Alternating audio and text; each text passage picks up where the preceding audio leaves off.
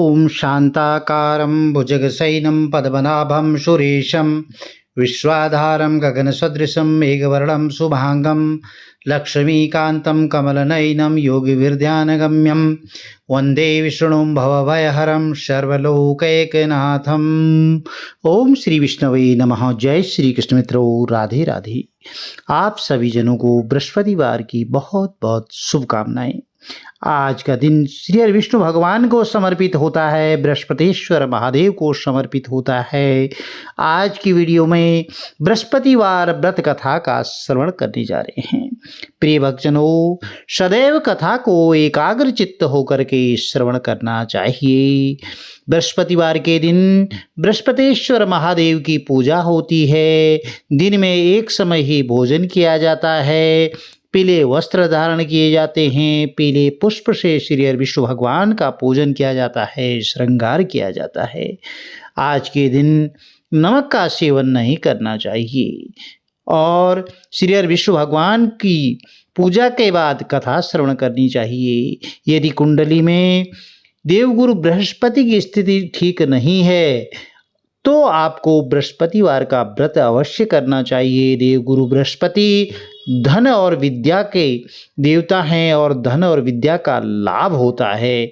स्त्रियों के लिए यह व्रत अति आवश्यक होता है। इस व्रत में केले के पौधे का पूजन अवश्य करना चाहिए। चलिए कथा आरंभ करते हैं। बोलिए गणपति गजानंद महाराज की जय, श्री हरि विष्णु भगवान की जय, बोलिए बृहस्पतिश्वर महादेव की जय। कथा के अनुसार किसी गांव में एक साहूकार रहता था, जिसके घर में अन्न, वस्त्र और धन की किसी प्रकार की कोई कमी नहीं थी, परंतु उसकी स्त्री बहुत ही कंजूस थी। किसी भी भिक्षार्थी को कुछ नहीं देती, सारे दिन घर के कामकाज में लगी रहती थी। एक समय एक साधु महात्मा बृहस्पतिवार के दिन उसके द्वार पर आए और भिक्षा की याचना करने लगे। स्त्री उस समय घर के आंगन को लीप रही थी। इस कारण साधु महाराज से कहने लगी कि महाराज, इस समय तो मैं घर लीप रही हूँ, आपको कुछ नहीं दे सकती, फिर किसी अवकाश के समय आना। तो साधु महात्मा खाली हाथ चले गए। कुछ दिन के बाद वही साधु महाराज फिर आए, उसी तरह से भिक्षा मांगी। तो साहूकारनी उस समय लड़के को खिला रही थी और कहने लगी कि महाराज, मैं क्या करूं, अवकाश नहीं है, इसलिए आपको भिक्षा नहीं दे सकती। तीसरी बार वही महात्मा फिर आए तो उसने उन्हें उसी तरह टालना चाहा, परंतु महात्मा जी कहने लगे कि यदि तुमको बिल्कुल ही अवकाश हो जाए तो तुम मुझको भिक्षा दोगी। तो साहूकारनी कहने लगी, हाँ महाराज, यदि ऐसा हो जाए तो आपकी बहुत बड़ी कृपा होगी। तो साधु महात्मा जी कहने लगे, अच्छा, मैं तुम्हें एक उपाय बताता हूँ। तुम बृहस्पतिवार को दिन चढ़ने पर उठो और सारे घर में झाड़ू लगा करके कूड़ा एक कोने में जमा करके रख दो। घर में चौका इत्यादि मत लगाना। फिर स्नान आदि करके घर वालों से कह देना कि उस दिन सब हजामत जरूर बनाएं, दाढ़ी बनवाएं, बाल कटवाएं और रसोई बना करके चूल्हे के पीछे रख दिया करना, कभी भी आगे मत रखना। सायंकाल को बहुत ज़्यादा अंधेरा होने पर दीप प्रज्वलित करना और बृहस्पतिवार को कभी भी पीले वस्त्र धारण मत करना, ना ही पीले रंग की चीज़ों का भोजन करना। ऐसा करोगी तो तुमको घर का कोई काम नहीं करना पड़ेगा। तो साहूकारनी ने ऐसा ही किया। बृहस्पतिवार को दिन चढ़े उठी, झाड़ू लगाकर कूड़े को घर में जमा कर दिया। पुरुषों ने हजामत बनवाई, भोजन बनाकर चूल्हे के पीछे रखा जाने लगा। वह सब बृहस्पतिवार को ऐसा ही करती रही। अब कुछ काल बाद उसके घर में खाने को दाना तक नहीं रहा। थोड़े ही दिन में वही महात्मा फिर आए और भिक्षा मांगी, परंतु सेठानी ने कहा कि महाराज, महाराज मेरे घर में खाने को अन्न तक नहीं है, आपको मैं क्या दे सकती हूँ। तो तब महात्मा ने कहा कि जब तुम्हारे घर में सब कुछ था तब भी तुम कुछ नहीं देती थी, अब पूरा पूरा अवकाश है तब भी तुम कुछ नहीं दे रही हो, तुम क्या चाहती हो वह कहो। तब सेठानी ने हाथ जोड़ करके प्रार्थना की कि महाराज अब कोई ऐसा उपाय बताओ कि मेरे घर पहले जैसा धन धान्य से भर जाए। अब मैं प्रतिज्ञा करती हूँ कि अवश्य ही जैसा आप कहेंगे वैसा ही मैं करूँगी। तब महात्मा जी ने कहा, बृहस्पतिवार को प्रातः काल उठ करके स्नान आदि से निवृत्त होकर के घर को गौ के गोबर से लीपना, घर के पुरुष सब हजामत न बनवाएं, भूखों को अन्न जल देती रहा करो, ठीक सायंकाल दीपक लगाना। यदि ऐसा करोगी तो तुम्हारी सब मनोकामनाएं भगवान बृहस्पति देव की कृपा से पूर्ण होंगी। सेठानी ने ऐसा ही किया और उसके घर में धन धान्य वैसा ही हो गया जैसा कि पहले था। इस प्रकार भगवान बृहस्पति देव की कृपा से वह अनेक प्रकार के सुख भोग करके दीर्घ काल तक जीवित रही। बोलिए श्री हरि विष्णु भगवान की जय, बृहस्पतिश्वर महादेव की जय। प्रिय भक्तजनों, बृहस्पतिवार के दिन ही सुनी जाने वाली एक अन्य कथा भी प्रचलित है। चलिए कथा आरंभ करते हैं। एक दिन देवराज इंद्र बड़े अहंकार से अपने सिंहासन पर बैठे थे। बहुत से देवता, ऋषि, गंधर्व, किन्नर आदि सभा में उपस्थित थे। जिस समय बृहस्पति वहाँ आए तो सबके सब उनके सम्मान के लिए खड़े हो गए, परंतु इंद्र गर्व के मारे खड़ा ही नहीं हुआ, यद्यपि वह सदैव उनका आदर किया करता था। बृहस्पति जी अपना अनादर समझते वहाँ से उठकर चले गए। तब इंद्र को बड़ा शोक हुआ कि देखो मैंने गुरु जी का अनादर कर दिया, मुझसे बड़ी भारी भूल हो गई है। गुरु जी के आशीर्वाद से मुझे यह वैभव मिला है, उनके क्रोध से यह सब नष्ट हो जाएगा, इसलिए उनके पास जाकर के मुझे क्षमा याचना करनी चाहिए, जिससे उनका क्रोध शांत हो जाए और मेरा कल्याण होए। ऐसा विचार करके इंद्र जो है उनके स्थान पर गए। अब जब बृहस्पति देव ने अपने योग बल से यह जान लिया कि इंद्र हमारे घर पर पधार रहे हैं, तो वह जो है उन्होंने वहाँ से अंतर ध्यान हो गए। अब इंद्र देवगुरु बृहस्पति को घर पर न पा करके न देखा तो वह निराश लौट आई। जब दैत्यों के राजा वृषवर्मा को यह समाचार विदित हुआ तो उसने अपने गुरु शुक्राचार्य की आज्ञा से इंद्रपुरी को चारों तरफ से घेर लिया।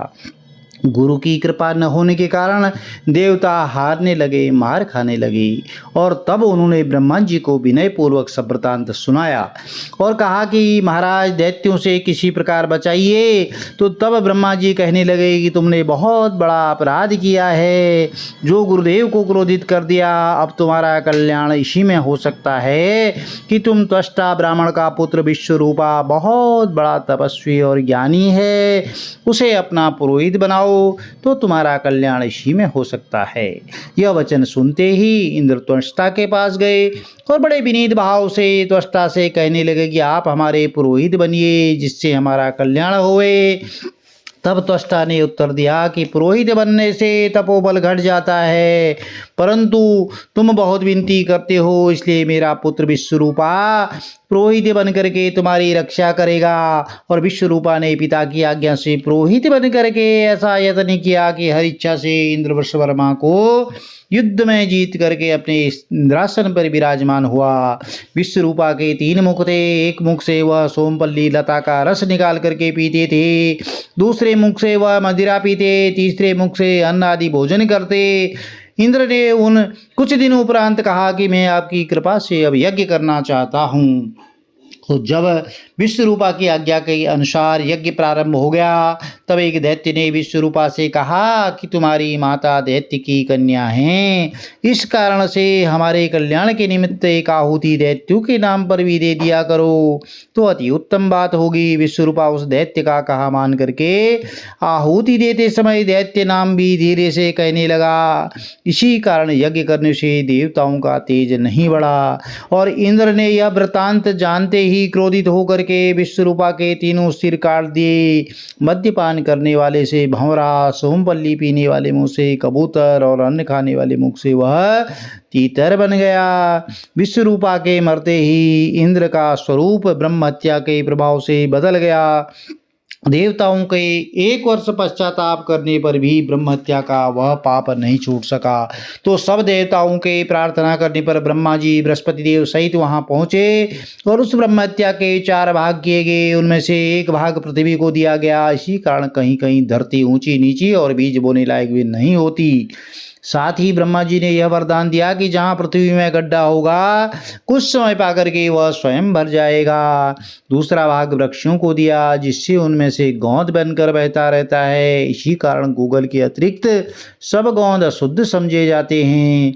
वृक्षों को यह वरदान दिया कि ऊपर से सूख जाने पर जड़ फिर फूट जाती है। तीसरा भाग स्त्रियों को दिया। इसी कारण स्त्रियां हरभजनी रजस्वला होकर के पहले दिन चांडालिनी, दूसरे दिन ब्रह्मघातिनी, तीसरे दिन धोबिन के समान रहकर चौथे दिन में शुद्ध मानी जाती हैं।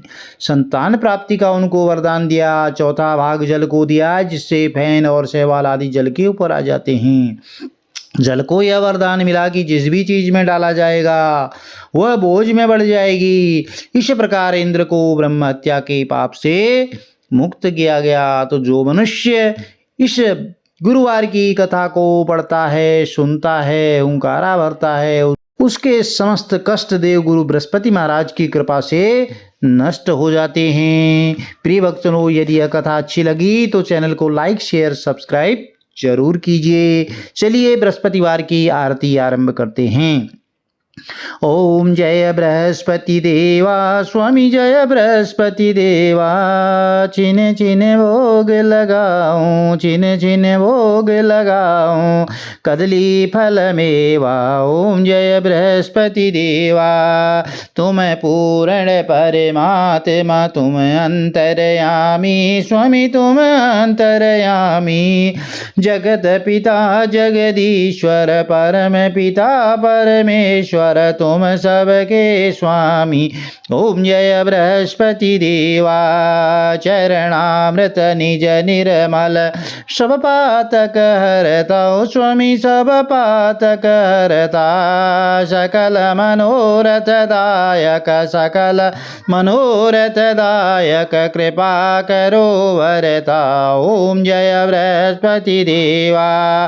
तन मन धन अर्पण कर जो जन शरण पड़े स्वामी, जो जन शरण पड़े। प्रभु प्रकट तब हो कर, प्रभु प्रकट तब हो कर, आकर द्वार खड़े। ओम जय बृहस्पति देवा।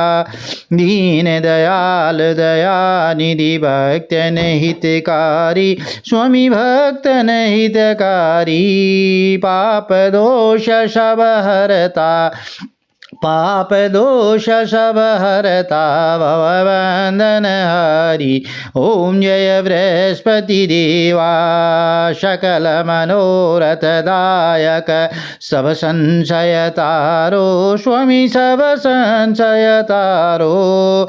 विषय विकार मिटाओ, विषय विकार मिटाओ, संतन सुखकारी। ओम जय बृहस्पति देवा। जो कोई आरती तेरी प्रेम सहित गावे स्वामी, प्रेम सहित गावे। ज्येष्ठानंद बंद सो, ज्येष्ठानंद बंद सो, सो निश जय पावे। ओम जय बृहस्पति देवा। ओम जय बृहस्पति देवा स्वामी, जय बृहस्पति देवा। चिन्ह चिन्ह रोग लगाऊं, चिन्ह चिन्ह भोग लगाऊं, कदली फल मेवा। ओम जय बृहस्पति देवा। बोले श्री विष्णु भगवान की जय, बोले बृहस्पतिश्वर महादेव की जय, बोले गणपति गजानन महाराज की जय।